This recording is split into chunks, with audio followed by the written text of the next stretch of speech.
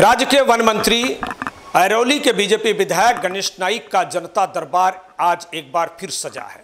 मेरे पीछे तस्वीर में आप देख रहे हैं जो वासी का विष्णुदास भावे ऑडिटोरियम है, जहां पर वन मंत्री और विधायक गणेश नाइक का जनता दरबार लगा हुआ है। पिछली बार की अपेक्षा यहां पर लोगों की भीड़ कम दिख रही है। स्टेडियम में तकरीबन 300 से 400 लोग ही मौजूद हैं। इसका एक अर्थ ये हो सकता है कि संभवतः अब से पहले जितने भी जनता दरबार में लोग आए हैं, जिन्होंने शिकायतें दी हैं, उनका संभवतः समाधान हो गया होगा या उसकी प्रक्रिया चल रही होगी। इसका दूसरा मतलब ये भी है कि लोग जनता दरबार में अब कम आ रहे हैं। इसका मतलब है कि कहीं ना कहीं अधिकारी हाँ कहने के बाद भी उन्हें न्याय देने में विफल हो रहे हैं, इसलिए लोग निराश हो रहे हैं। इस पूरे मामले को लेकर और इस जनता दरबार को लेकर खुद वन मंत्री गणेश नाइक ने किस तरह से अपील की, किस तरह से विश्वास जताया, वो देख लीजिए। नवी मुंबईतला हा या पर्वातील 8वा जनता दरबार आहे।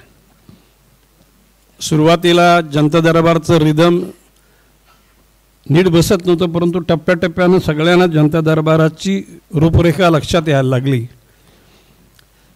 मला सांगायला आनंद वाटतो की मी मगाशी काही चॅनलला माझे भावना व्यक्त करताना म्हटलं की निश्चितपणे जनतेमध्ये आणि प्रशासनामध्ये एक अंतर निर्माण झालं होतं, परंतु जनता दरबार हा का कोणावर मेहरबानी करण्याकरता जनता दरबार नाही।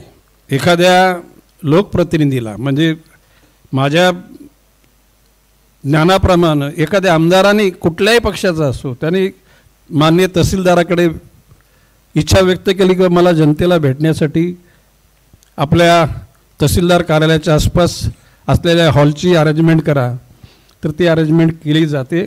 किंवा शासकीय छोटासा 200-400 लोकांना सामावून घेणारा हॉलसुद्धा त्या ठिकाणी, मग त्या तालुक्यातले सर्वच अधिकारी तिथे उपस्थित राहतात, जनतेची कामं ऐकली जातात, त्याच्यातून निपटारा होतो। आणि ही लोकशाहीची सकस कल्पना आहे।